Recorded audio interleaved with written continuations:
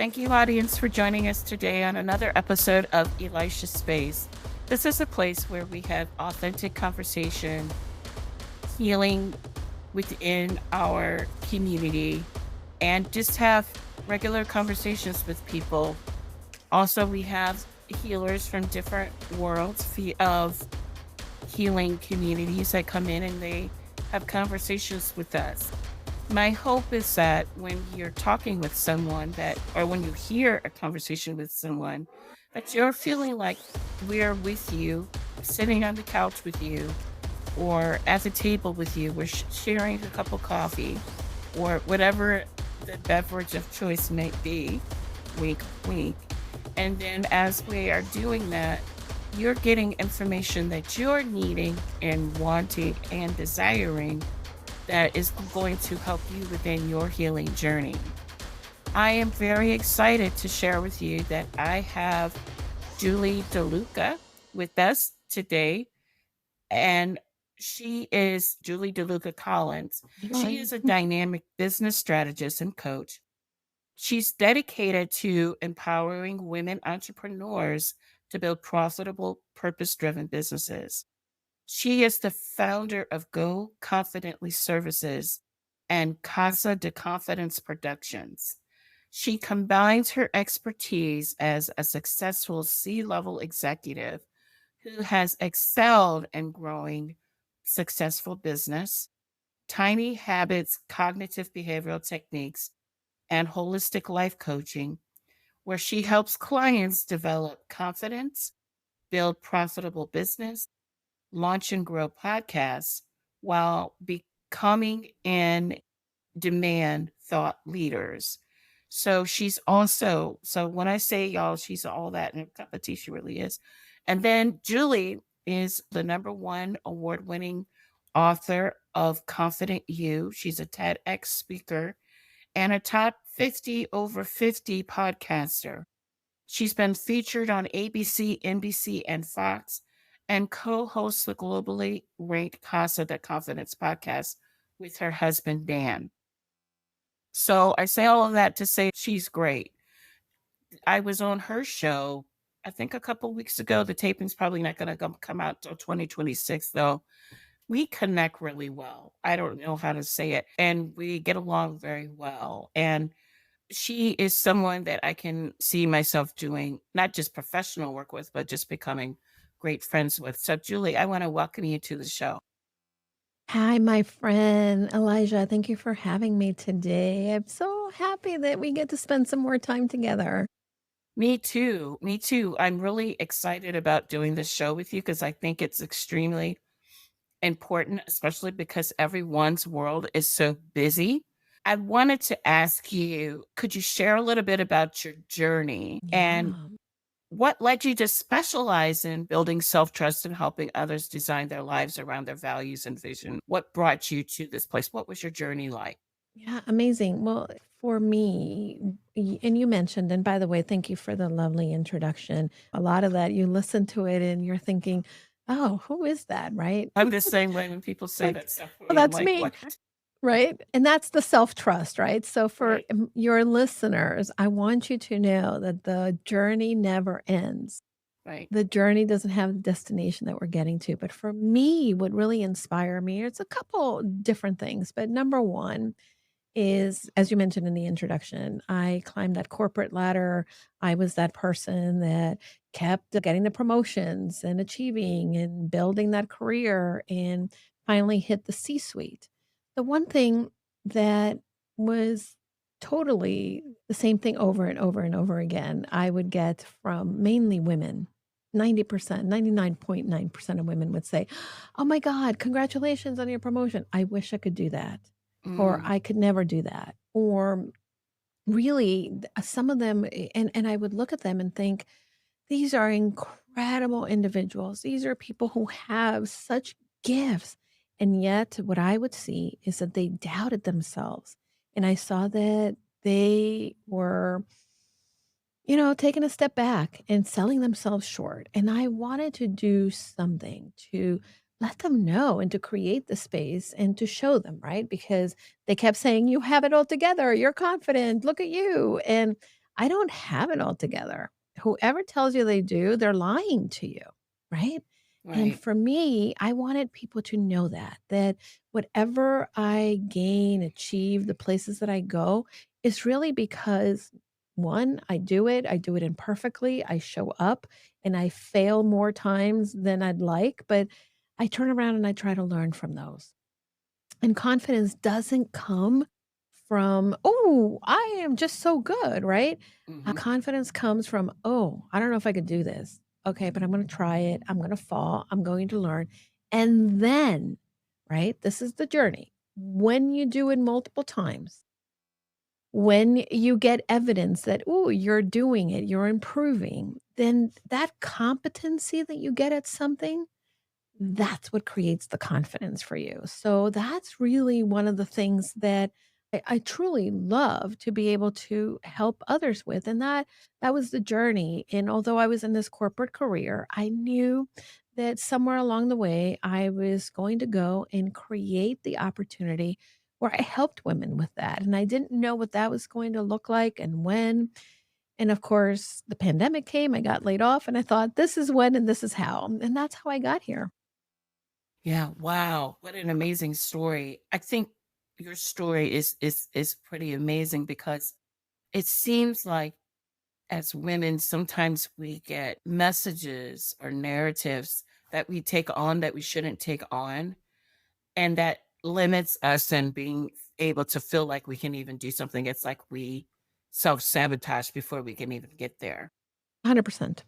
I get it. And I think the one thing that is very common, right? And I will tell you, it doesn't matter how young or how old you are.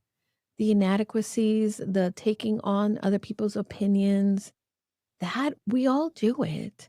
And I feel that if we're going to break a pattern, if we're going to create change, it doesn't just start with me. It starts with creating communities where, like you are creating here, people can come and honestly speak about these things so that the next time we do it, one, we don't feel like we're the odd man out. Number two, we also have some tangible ways, right, to move forward with that self trust, that self confidence, and then model it for others and show others how to do it.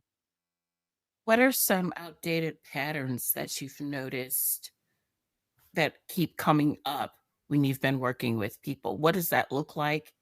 And how do you help them Yeah. release that? Well, I'm going to share a concept, and this is something that I've been talking a lot about lately. And I want to bring it to light because I think that this is the pattern, right? That a lot of us have. It is called the sunk cost fallacy, and SUNK cost, right? And what it really means is that a lot of times we invest a lot into something, right? We invest into the relationship or we invest into the job or we are following this path and we realize maybe this is not for me anymore or this is not right or I don't want to do this or I have changed and want to do that. But a lot of the times we don't shift from that path that we already sunk a lot of our effort and time and even money into it, right? Why? Because we feel invested and we feel like, well, I already spent all this time here. I might as well just keep going. And the reality is that we can change.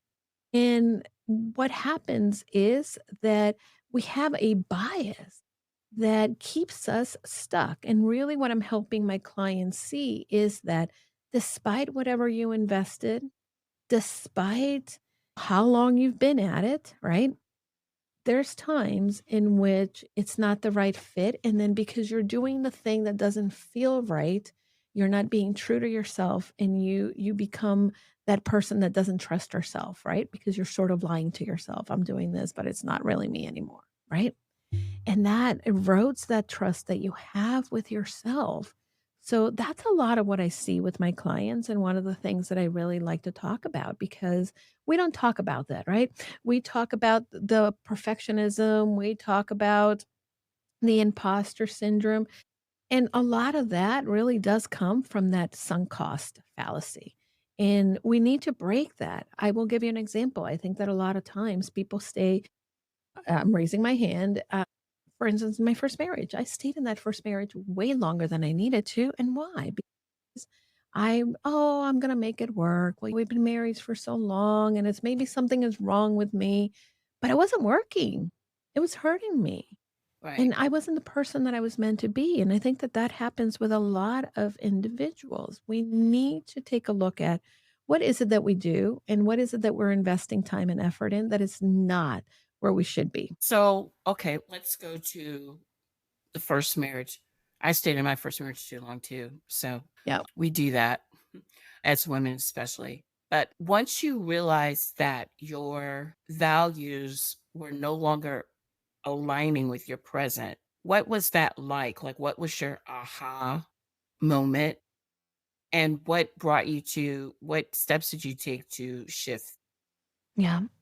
The one thing that keeps us stuck in that, it's called optimism bias, right? The optimism bias is the thing that is gonna say, "It's gonna change," or "After we do that, it's gonna get better," or "So and so," or "I'm gonna learn it better."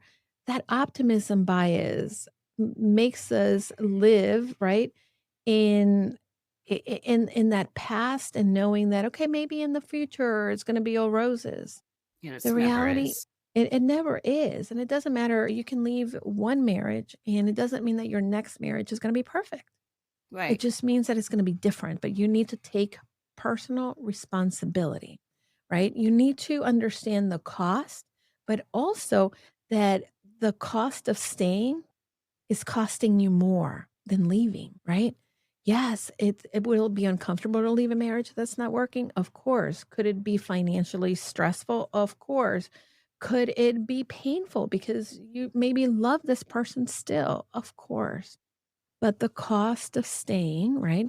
And this is where we have to stop looking at the past and thinking that the past is really going to define who we are and what we become today. We need to start guiding ourselves from the person or the place in the future, right? Do I wanna still be that person in the future that is suffering through whatever it is, stuck in this job that doesn't fit, or in the relationship that is hurtful? Or do I still wanna be doing, the habit of sitting and binge watching television and not caring for your health, right? Yes, you're like, "Well, I already do. That could never change. I'm already this person." No, look at the future. Envision that. Envision your future self. What is the person that decided to change, even though it was gonna be uncomfortable? What does that look like? What does their life look like? And that's gonna help you overcome a lot of that. What you said was really good because I am starting to take steps around manifestation. And I just released someone who's very dear to me, but there was a pattern of this individual not being able to be present for me. So important. And so I had to release this individual in order because it was becoming such a pattern to make room for what I want to be as a manifested person, of that person that I see myself becoming, the person that I'm evolving into. Yeah. There's a scripture that talks about clothing yourself in righteousness, right? And in order to clothe yourself in righteousness, you have to take off some things, take off Yeah. clothes in order to put on new clothes, in order to put your clothes Mhm. on. You get where I'm coming Yeah. from? Regarding because in my first marriage, Mhm. it's the same thing. In my first marriage, I was in it too long and I wanted to make it work. It was that hopeful optimism. And I noticed that in this other situation, I continued to put myself in a state of hopeful optimism that things would change. Yeah. Yeah. What I think happens is when you start making with your first marriage, when you started making changes, probably happened was other things were realigned to make room 100%. so that your Yeah. present husband would be able to come in because there's no way Yeah. In order for you to tear down those patterns, you had to no longer accept those patterns. And that's exactly it. I think that again, we stay because we're invested. Sunk cost. There's a cost to being there. And I'm going to equate this to playing poker. I am learning how to play poker. I'm taking a class, and it's an entrepreneurship class that teaches you to play poker. But here's the thing, a lot of us are afraid. We have a certain amount of chips or money, and maybe we think we have a really good hand, and we look at we bet all of our money in, or maybe almost all of our money.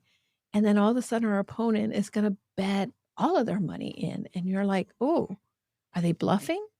Ri Or do they have a better card? right, Possibly. They may have a better hand than you do. And a lot of times we need to know, like the song says, right? We need to know when to fold them because a lot of people won't fold and they'll lose because they said, well, I already put all my chips in. Maybe I have it. And then that's that optimism, right? But I want you to shift that optimism fallacy to I'll consider the opportunity, right? The opportunity cost. The new opportunity of folding gives you the ability to hang on to some money so that you're not broke, right? The opportunity of walking away from that relationship that doesn't serve you gives you the opportunity to heal, to know what you want, what you don't want, right? And then find the thing that in the path that really brings you to wholeness. So it's important to understand that our tendency will always be to, want to stay with what is familiar, what we know, because sometimes it's the unknown that scares us, right, right? It's not so much that we've invested so much, it's just the unknown. And the unknown is really there to give us the opportunity to create it, right? We can create the things that in the future. Does it mean that our life will be perfect? No, but it means that we can equip ourselves, right? Listening to a podcast like this, or finding the right resources, or finding the community that will lift you up. We all have our ability to do things, but we can't do it alone, and this is why we can find the right resources. for someone who's at square one, maybe they're in a situation, maybe we talk about relationship, but it can also be a job. It could be a connection to an organization. It could place of worship where where values no longer align with where you currently are, and they're like having this aha moment. What are some things you would suggest to them in order to take steps to realign themselves so that they're feeling more at peace? Because you're not at peace if Yeah. you're aligned. So I want to give you a framework, and it's not my framework. I have to preface that. This is something that I learned from one of my coaches, and it's called the 4N framework, right? And the 4N framework means that first, when you're feeling uncomfortable, when you feel like, I don't know what I should be doing, or what is it, right? I don't feel aligned, but you don't want to make the change right away. You're not going to. I want you to the first N is notice. I want you to notice, hey, I'm feeling afraid. Or, ooh, I'm noticing that I'm uncomfortable at the thought of leaving my job. Or notice that you are telling yourself a story. Oh, if you leave this relationship, you'll never get married again, right? No one's going to love you, right? Notice it. That's the first thing that I want you to do. That's the first N. The second N is I want you to then normalize what is happening. My gosh, I'm feeling afraid, right? Once you name it, you need to normalize what it is. I'm feeling afraid. I am human. My brain is always trying to protect me. Fear is something that comes when something is unknown, right? Normalize it and then neutralize it. Neutralize the story. So if you tell yourself, oh, no one's going to love me, neutralize the story and then find ways to neutralize it. How do you neutralize it? Well, find the evidence. I'm telling myself a story that no one will love me, but that's not true. My friends love me.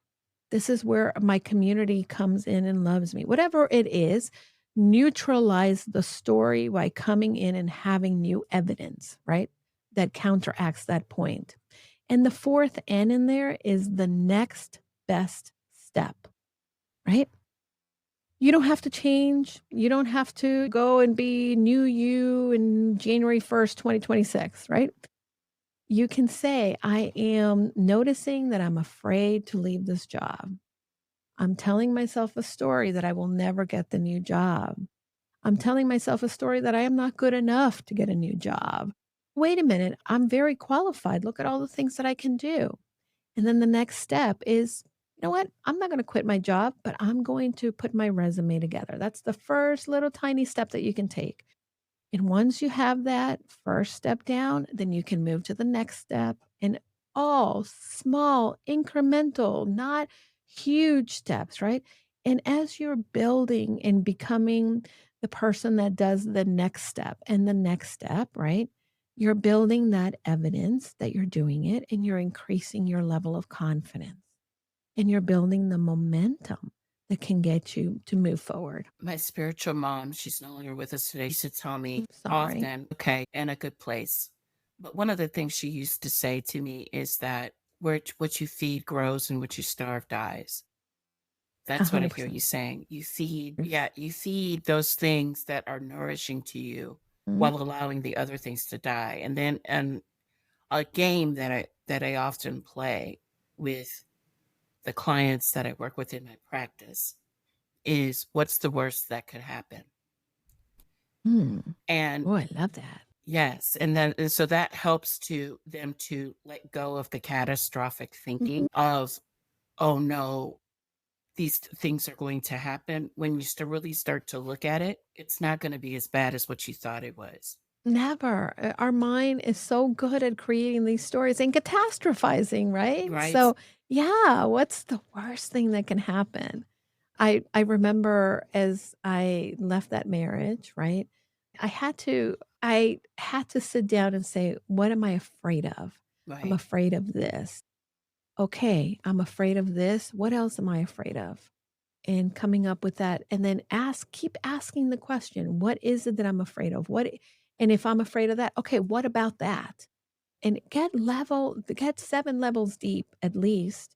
The same thing happened when I wanted to leave my job to do this and I Mhm. was afraid. What the bottom line fear wasn't that I wasn't capable of having my own business. It wasn't that I was incapable of helping others build a business, get that confidence up and be successful. It wasn't about all of that. I was terrified, okay, that I was gonna be homeless. Mind you, I've never been homeless, thank God. God is very good. However, isn't that funny how that was the biggest fear? Because I asked myself, what could be the worst thing that can happen if I leave my job? Maybe I won't get another job, or maybe my business won't take off, or maybe, oh, but wait a minute, my husband has a job. I'm afraid that what if my husband doesn't have a job? Okay. And then you keep going and going. Well, what is the worst thing that can happen? And then you'll get to the worst thing that can happen. And you're gonna think, "Okay, I don't have anywhere to go." Right. And you've already played out the scenarios, and it allows your brain to figure out a path, right? Because now you know what the fear is, and you can say, "Oh, you know what? I'm so afraid that I'm gonna be homeless. No, I'm never gonna be homeless. I can work at McDonald's or I can do whatever," right? So these are the things that it's important that we talk about this so that people see that there's options. We don't have to fall prey to our crazy little mind that runs around telling us crazy stories. Exactly. Exactly. What would you say in regards to some of the external pressures? So we'll keep it on relationship, even though it can go with anything, like an ex. Oh, this is not a relationship one. I know of someone who decided that she was going to start her business. She is a board certified physician, and she did not like she didn't like her job. She realized it wasn't for her. So now she is a life coach and she loves her job. So, for someone who's doing that type of a transition, or even someone who's in a relationship and you're coming out of the relationship, there's so many external pressures, family. For sure. How do you handle that? Like, how do you do that? One of the things that I heard this in my own transition, and I remember thinking, "Are you kidding me?" And I would roll my eyes. But really, this is it, right?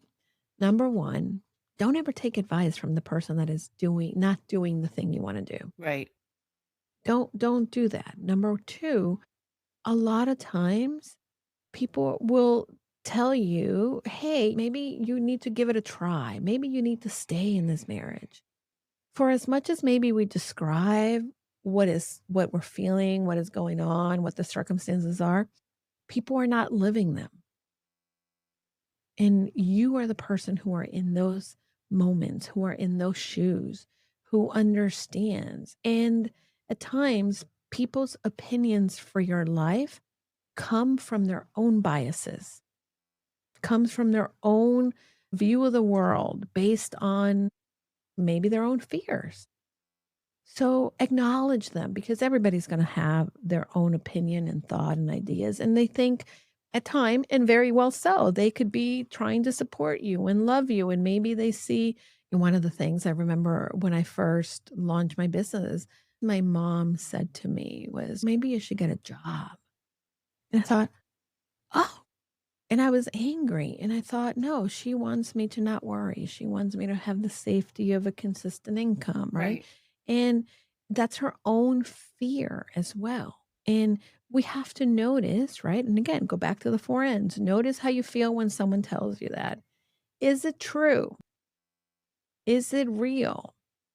Does this person, right? And it could be that they're saying, "Who do you think you are to be doing that?" Just go back into yourself and ask yourself, what do you want in the future? If the at the end of the day you want something different, you want to be loved, you want to be in a healthy relationship, then pursue that. Of course, we don't have all the answers and perhaps maybe we won't get it right. But remind yourself that whether you get it right or you get it wrong, you'll figure it out. right. And, you're the author of your story. Other Yeah, people are not the absolutely. author of your story. So you get to decide how you want to move within your story. Yeah, absolutely. Other people, some people, I would say most people, they mean well. They do mean well. But Yeah. when they does come from a place of concern, I'm thinking about the individual who went from being a doctor to a life coach. The people, they understood.